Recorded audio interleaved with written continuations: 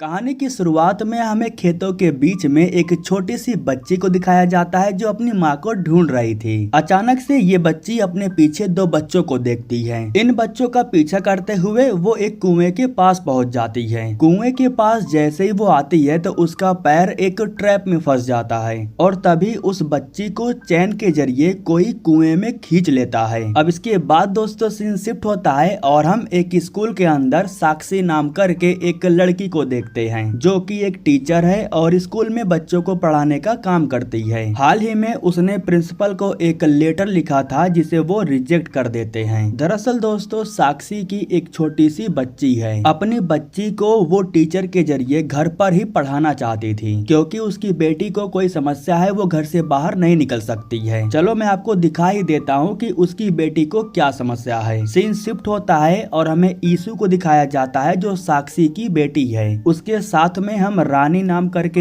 एक और लड़की को देखते हैं जो घर की मेड है और वो ईशु का ख्याल भी रखती है। कुछ समय के लिए जब रानी बाहर चली जाती है तब ईशु खेलने लगती है। खेलते वक्त उसे सनलाइट दिखाई देता है जो खिड़कियों के जरिए कमरे में आ रहा था। वैसे खिड़कियों को अच्छे से ढका गया था लेकिन हवा की वजह से वो गलती से खुल गया था। सनलाइट को देखने के बाद ईशु अपने हाथों को उसके सामने कर देती है। दरअसल वो भी देखना चाहते थे कि आखिर उसे होता क्या है। कुछ समय के बाद उसका हाथ जलने लगता है और उसके हाथों पर रैशेस पड़ जाते हैं। वो रो रही थी लेकिन अपने हाथों को वहाँ से नहीं हटा रही थी। वो तो सही वक्त पर रानी आ जाती है जो उसे वहाँ से हटा देती है। तो दोस्तों यही वजह है कि साक्षी अपनी बेटी को टीचर के जरिए घर पर पढ़ाना चाहती है लेकिन किसी वजह से प्रिंसिपल भी इस चीज की इजाजत नहीं देते हैं, वो मना कर देते हैं। साक्षी अपनी बेटी से बहुत प्यार करती है इसलिए वो अपनी बेटी को स्कूल ले जाने के लिए एक तरकीब निकाल ही लेती है। वो ईशु के पूरे शरीर को कपड़ों से ढक देती है और फिर उसे स्कूल लेकर के जाती है। इस तरीके से बाहर ले जाने के बाद भी उसे कोई तकलीफ नहीं होती। रात के समय में जब ये लोग बैठ करके डिनर कर रहे थे तब घर पर समर नाम करके एक लड़का आता है। वैसे इन लोगों के ऊपर समर का बहुत एहसान है, उसने इन लोगों की बहुत हेल्प की है। जिस घर में साक्षी अपनी बेटी के साथ रहती है वो घर समर का ही है। साक्षी उसके ही घर में रहती है लेकिन वो उससे रेंट नहीं लेता। चलो मैं आपको छोटा सा सीन दिखा करके बताता हूँ कि आखिर साक्षी के साथ हुआ क्या था।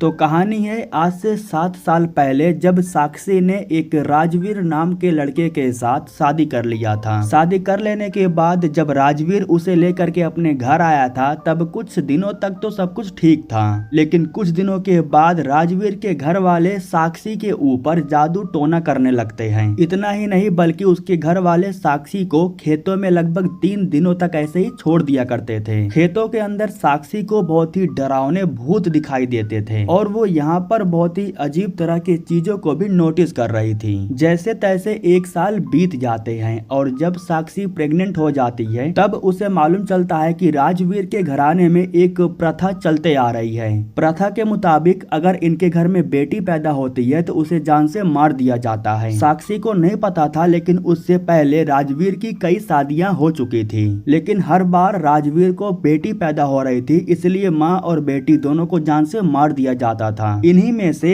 रानी भी राजवीर की बीवी थी। रानी को जब बेटी हुई तब राजवीर के घर वाले उसकी बेटी को जान से मार देते हैं। वैसे ये लोग रानी को भी जान से मारने वाले थे लेकिन बीच में साक्षी आ जाती है और वो रानी को बचा लेती है। जब साक्षी को राजवीर के घर की सच्चाई के बारे में पता चला तब वो इन्हें छोड़ करके जाने लगती है क्योंकि उसे भी इसी बात का डर था कि अगर गलती से बेटी पैदा हो गई तो ये लोग बेटी को भी जान से मार देंगे। राजवीर पीछे से साक्षी को जान से मारने के लिए जा रहा था लेकिन तभी रानी एक हथियार से उसके ऊपर हमला कर देती है और राजवीर को मार करके उसे खत्म कर देती है। इसके बाद साक्षी और रानी ये दोनों खुद को सरेंडर करने के लिए पुलिस के पास जाते हैं। पुलिस स्टेशन में इनकी मुलाकात समर से होती है। इनके कहने पर वो अपनी फोर्स को लेकर के खेत में जाता है लेकिन इन लोगों को यहाँ पर कोई लाश नहीं मिलती। हालांकि यहाँ पर इन लोगों को कुछ सामान जरूर मिल जाता है। साक्षी को इस बात का एहसास हो गया था कि अगर राजवीर जिंदा है तो वो वापस लौट करके जरूर आएगा। खैर उसके पेट में काफी दर्द हो रहा था इसलिए पुलिस वाले उसे लेकर के अस्पताल जाते हैं जहाँ पर साक्षी को एक बेटी होती है जिसका नाम वो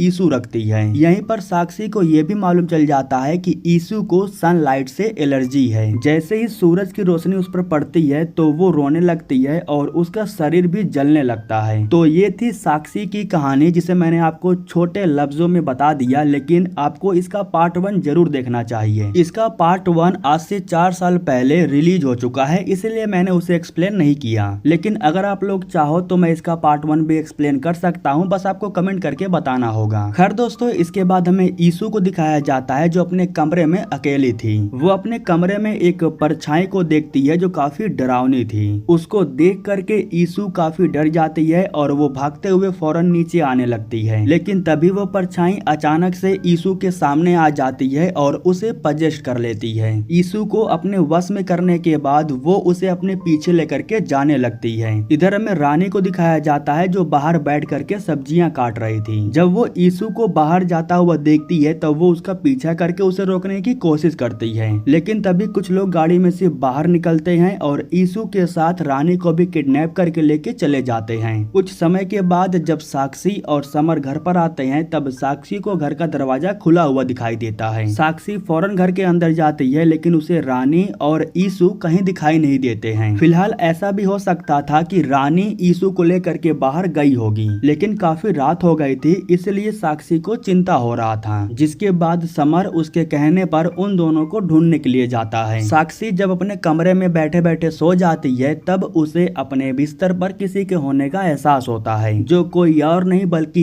ईशु थी, जिसको देख करके साक्षी बहुत खुश हो जाती है। लेकिन दोस्तों, ये साक्षी का बस एक बुरा सपना था। उसी वक्त समर उसके पास कॉल करता है और समर उसे बताता है कि राजवीर के गांव के जो ताऊ जी हैं वो उन दोनों को अगवा करके लेके गए हैं। दरअसल सीसीटीवी की मदद से उसने राजवीर के ताऊ को देख लिया था। साक्षी को पता था कि राजवीर के ताऊ उन दोनों को लेकर के उसी खेत में गए होंगे, इसीलिए वो समर को अपने साथ लेकर के उसी खेत में जाती है। तभी साक्षी के सामने एक छोटा सा बच्चा आता है और उसने अपने हाथों में कुछ ले रखा था, जिसे वो साक्षी के सामने फेंक करके भाग जाता है। साक्षी जा करके जब उसे चेक करती है तब उसे मालूम चलता है कि इसमें ईशु के कपड़े हैं, इसीलिए ये लोग उस लड़के का पीछा करते हुए काफी अंदर तक चले जाते हैं। ये लोग अंदर एक जगह पर चले जाते हैं जहाँ पर एक छोटा सा कटा हुआ पेड़ था। तभी अचानक से यहाँ पर कुछ बच्चे आ जाते हैं जो इन लोगों पर पत्थर फेंक करके इन्हें मारने लगते हैं। पत्थरबाजी काफी ज्यादा हो रहा था, इसलिए समर साक्षी को साइड में कर देता है। लोग बच्चों को पकड़ने में व्यस्त हो जाते हैं। साक्षी के ऊपर किसी का ध्यान नहीं था।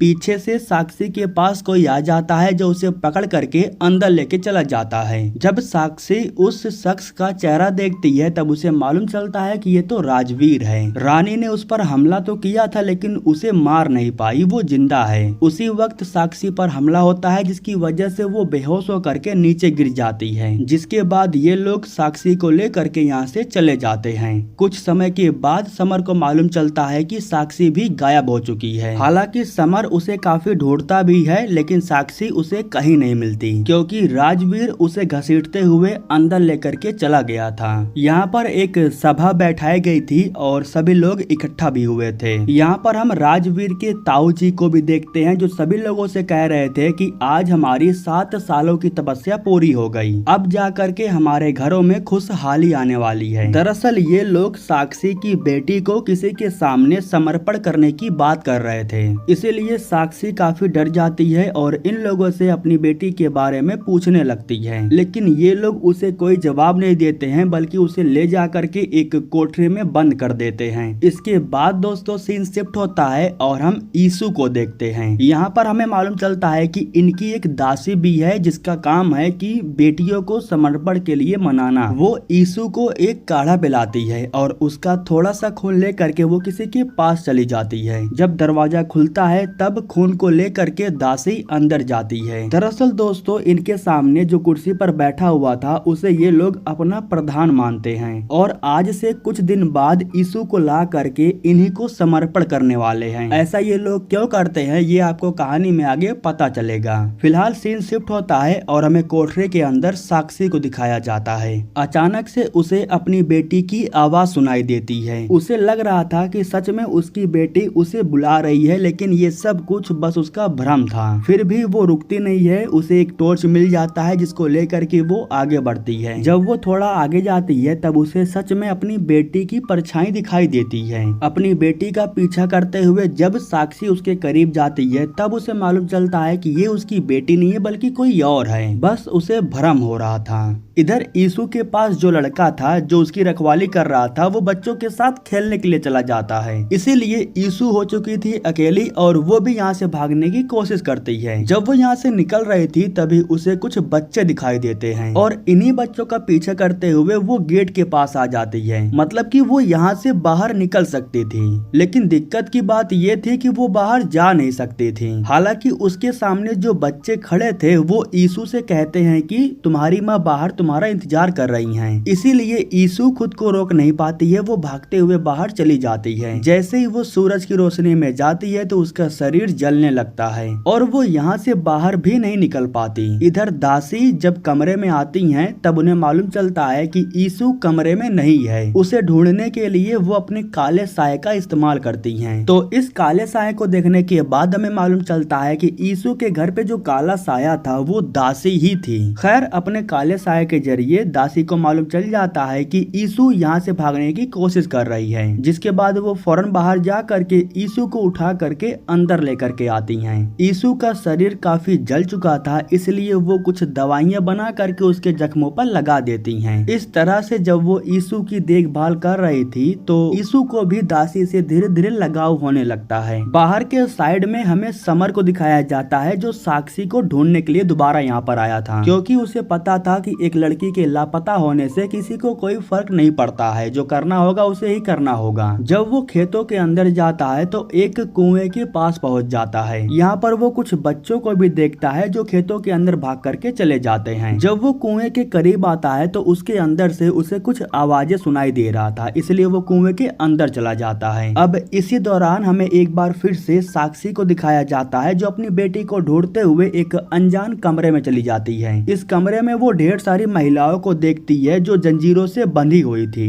लेकिन ये सब कुछ बस उसका भ्रम था। इन महिलाओं को पहले ही बांधा गया था और उन्हें जान से मार दिया गया है। आखिरी में वो रानी को देखती है, उसे भी यहीं पर बांधा गया था। उसे बचाने के लिए यहाँ पर कोई नहीं आया। राजवीर उसके गले को काट करके उसे मार दिया। वैसे ये सब हादसा पहले ही हो चुका है, लेकिन साक्षी पता नहीं कैसे ये सब कुछ देख पा रही है। उसे मारने के बाद राजवीर उसे ले जा करके दूसरी कोठरी की तरफ फेंक देता है। कुछ समय के बाद इसी जगह पर साक्षी को ढूंढते हुए राजवीर आता है और अभी जो हमें दिखाया जा रहा है ये रियलिटी है, ये कोई भ्रम नहीं है। राजवीर यहाँ पर आकर के साक्षी को कोड़ों से बहुत मारता है, इतना मारता है कि साक्षी की आंखों से खून निकलने लगता है और वो बेहोश हो जाती है, लेकिन राजवीर को लगता है कि वो जान से मर चुकी है। इधर हमें दासी को दिखाया जाता है जो यीशु को बहला फुसला करके उसे समर्पण करने के लिए तैयार कर रही थी। साक्षी पर कोड़े बरसाने के बाद राजवीर यहाँ से चला जाता है, लेकिन साक्षी अभी भी जिंदा थी,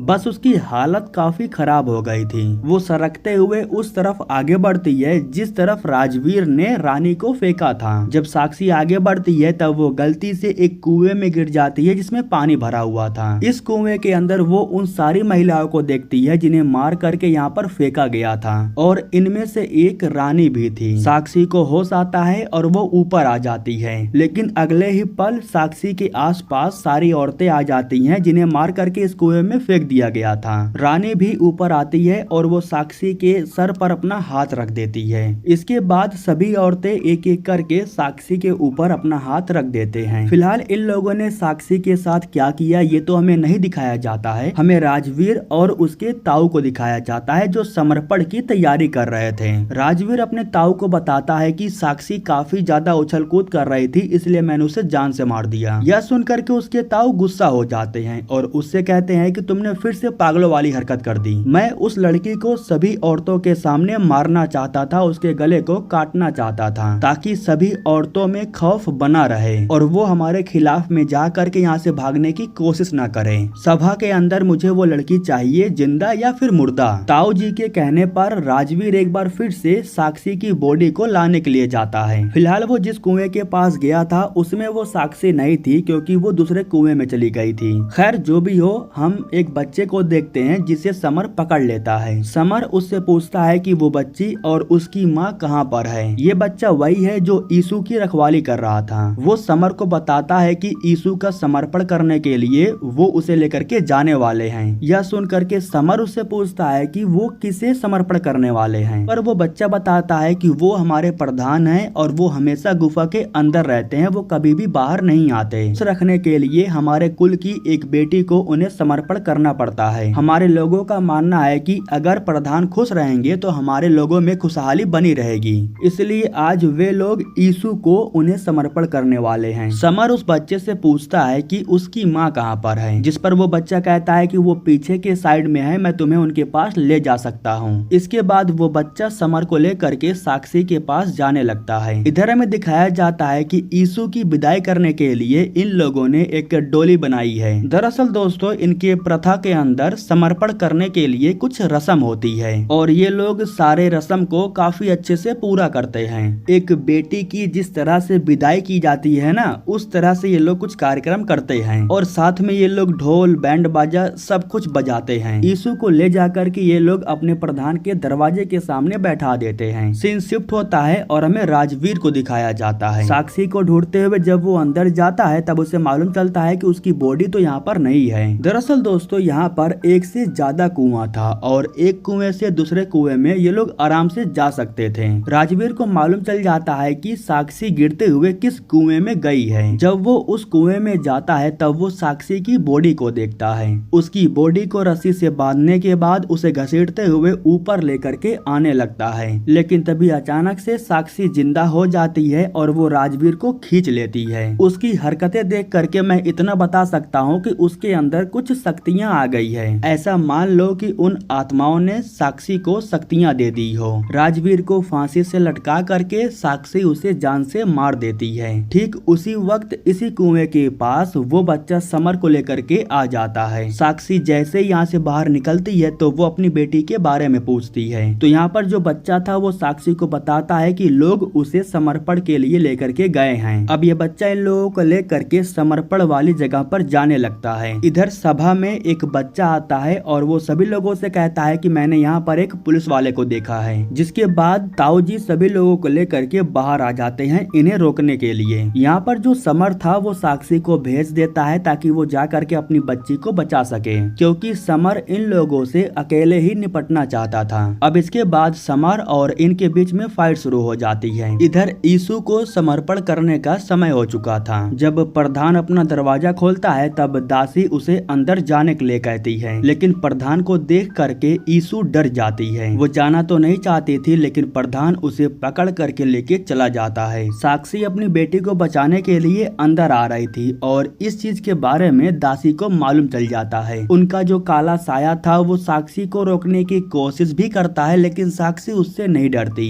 इसीलिए दासी खुद उसे रोकने के लिए आ जाती हैं। वो साक्षी से कहती है कि ये मेरा काम है और मैं इसे पूरा करके ही रहूंगी। तभी साक्षी कहती है कि तुम एक दासी हो, तुम्हारी कोई कीमत नहीं है, वो तुम्हें भी कभी भी जान से मार देंगे। जिस पर दासी कहती है कि मुझे कोई फर्क नहीं पड़ता, मैं अपना काम कर रही हूँ। तो साक्षी कहती है कि मैं भी अपनी बेटी को मरने नहीं दूंगी। इतना कहने के बाद वो दासी के ऊपर हमला कर देती है। दासी अभी भी उसे रोकने की कोशिश कर रही थी, लेकिन तभी यहाँ पर सारी आत्माएं आ जाती हैं। तभी साक्षी उसे उठा करके फेंक देती है। इसके बाद वो दरवाजे को खोलने की कोशिश करती है। यहाँ साक्षी अकेली नहीं थी, बल्कि उसके साथ में सारी आत्माएं थी जो उसका साथ दे रही थी। ये लोग मिल करके दरवाजे को तोड़ देती हैं। इसके बाद साक्षी भाग करके अंदर जाती है। अंदर जाने के बाद उसे उसकी बेटी कहीं दिखाई नहीं दे रही थी, क्योंकि उसकी बेटी को बॉक्स में बंद करके रखा गया था। उसे के अंदर से उसके चिल्लाने की आवाज सुनाई दे रहा था। बॉक्स के पास जा करके साक्षी जैसे ही उसे खोलती है तभी प्रधान उसके सामने आ जाता है। यहाँ बॉक्स के अंदर साक्षी अपनी बेटी को भी देखती है, लेकिन साक्षी कुछ कर पाती उससे पहले प्रधान उसके मुंह पर कुछ फूंक देता है, जिसकी वजह से उसे चक्कर आने लगते हैं और वो नीचे गिर जाती है। प्रधान उसकी बेटी को साइड में लेकर के जाता है और उसकी आत्मा को खींचने लगता है, लेकिन उसी वक्त हम यहाँ पर दासी के काले साये को देखते हैं। शायद उसका दिल पिघल गया था, वो भी इनका हेल्प करने के लिए आई थी। वो प्रधान पर हमला कर देती हैं, जिसकी वजह से वो कमजोर हो जाता है और नीचे गिर जाता है। उठने के बाद वो कुछ करता नहीं बल्कि धीरे से यहाँ से निकल लेता है। तो इस तरीके से दासी उस बच्ची की जान बचा लेती है। अगर वो बच्ची जिंदा है तो सिर्फ दासी की वजह से।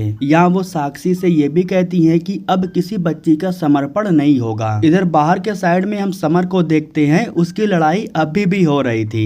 इन सबको जैसे ही मालूम चलता है कि पुलिस आ रही है तो सभी लोग भागना शुरू कर देते हैं, लेकिन ताऊ जी पकड़े जाते हैं। पुलिस यहाँ पर आ जाती है और सभी लोगों को पकड़ लेती है। इधर जो दासी थी वो अपने साथ साक्षी और उसकी बेटी को लेकर के बाहर आती है, लेकिन कुएं के पास एक ट्रैप था जिसके बारे में साक्षी को नहीं पता था। उसी ट्रैप में वो गलती से फंस जाती है, उसका पैर जंजीरों से बंध जाता है। वो जो भी था वो साक्षी को कुएं के अंदर खींच लेता है। अंदर जाने से पहले वो दासी से कहती है कि किसी को तो जाना होगा वरना ये फिर से आएगा, और वो दासी से ये भी कहती है कि मेरी बेटी का ख्याल रखना। इसके बाद वो जंजीरों के साथ अंदर चली जाती है और इसी के साथ ये कहानी यहीं पर खत्म हो जाती है।